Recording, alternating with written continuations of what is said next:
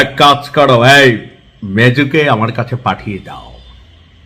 আমি ওর কচি কচি কি বলা হয়, ওই যে 17টা বোতল আনছে না, সেইগুলো খুলে দেখতে চাই। মদ খাও, মদ। তোমরা আর কি দেখবা? কি এই গরিব মেজুকে কে ছেড়ে দিয়েছে তোমরা? সুন্দরী কচি কচি তেরোটি দেখলে তোমরা ছেড়ে দাও। আর এক পোটলা গান জানিয়া গরিব ছোট লোকরা যখন ধরা খায় জেলে ঢুকিয়ে দাও। জানতে চাই পেছনে কে? বিয়ে হয়ে গেছে কিন্তু। আশ্চর্য বিষয় ভাই। হ্যাঁ, সব ট্যানেল। ভাবা যায় যে 14 বোতল অবৈধ মদসহ আমাদের ফিল্ম ইন্ডাস্ট্রির হিট অ্যান্ড ফিট নায়িকা যিনি মেহজাবিন, কি ভদ্র! আরে ভদ্র ভদ্র সে আদায়া। এক চামচ দই খাই, ডান হাতে খাচ্ছি, বিসমিল্লাহ। দই টেস্ট খারাপ না, ভালো। তো আমরা দই খাই, তারা মদ খায়। মজার বিষয় হচ্ছে, বিমানবন্দরে আটক হবার পর মেহজাবিন রহস্যজনক ভাবে মুক্তি পেয়েছে। কি দিয়েছে? কি এই খেলাটা কোথায় সেই লেভেলে হচ্ছে।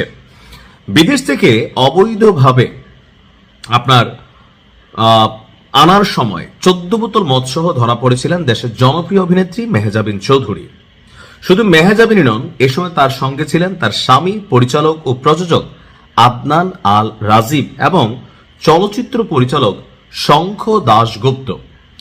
আইন অনুযায়ী তাদের বিরুদ্ধে মামলা হওয়ার বিধান থাকলেও রহস্যজনক কারণে বিমানবন্দর থেকে নির্দ্বিধায় বেরিয়ে যায় তারা। আর বিষয়টি গোপন রাখে কাস্টমস কর্তৃপক্ষ। কি এই কাস্টমসে কে? মেহজাবিনের ফ্যান ফলোয়ার নাকি? ভাই বেরি হইলে একটা সুবিধা আছে, ভাইয়া ভাইয়া বললা টল্লা আসলে কিন্তু বের হয়ে গেছে। আপনি দেখেন কি বলবেন। এই হচ্ছে আমাদের পরিবর্তিত বাংলাদেশের দৃশ্যপট। গত আগস্টে ঘটনা কিন্তু অনেক আগের, দেখেন এতদিন পরে বের হয়েছে। গত আগস্টে ডক্টর ইউনূস সরকারের সময় শাহজালাল আন্তর্জাতিক বিমানবন্দরে এই ঘটনাটি ঘটে। 17ই আগস্ট ব্যাংকক থেকে ঢাকায় ফেরার পর তাদের সঙ্গে এই ঘটনা ঘটে। মামলা না করে রহস্যজনকভাবে মুচলেকা দিয়ে তাদেরকে ছেড়ে দেয় কাস্টমস কর্তৃপক্ষ। সেক্ষেত্রে আবার মেহজাবিন থেকে কোন রকম মুচলেকাও রাখে নাই, কারণ কচি কচি নায়িকা, সুন্দরী তরুণী, ভাইয়া একটু খেতেই হয়, ওই আর কি, বুঝছেন?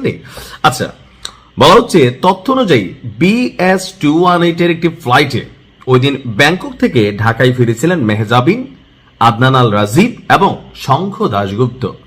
বিমানবন্দরের গ্রিন চ্যানেল দিয়ে বের হওয়ার সময় কাস্টমস তল্লাশিতে তাদের লাগেজ থেকে 14 বোতল অ্যালকোহল উদ্ধার করা হয়।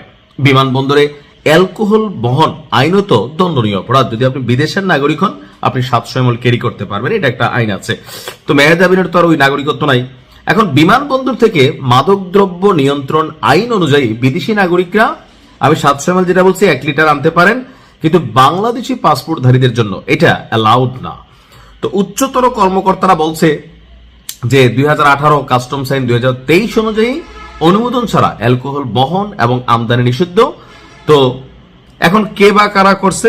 এই মুহূর্তে আমরা যদি দেখি, আটককারী কর্মকর্তা হিসেবে নোটে স্বাক্ষর করেছিলেন ডে শিফটের airport revenue officer Mohammad Motakabbar Ali. নোটের রসিদ নং DCHDE 2025081520। এখন তিনি বর্তমানে সিলেটে আছেন। তার সাথে যোগাযোগ করা হলে তিনি বলেন যে কোন বেআইনি ঘটনায় আটক করার পর কাস্টমসের সংশ্লিষ্ট শাখায় পাঠিয়ে দেওয়া হয়, সেখান থেকে ব্যবস্থা নেওয়া হয়। তিনিও তা করছেন। এরপরে আসলে কি হয়েছে তিনি জানেন না, এটা জানার দরকার নাই। আসুন আমরা মদ পরিহার করি, আমরা দই খাই, দই। আলহামদুলিল্লাহ।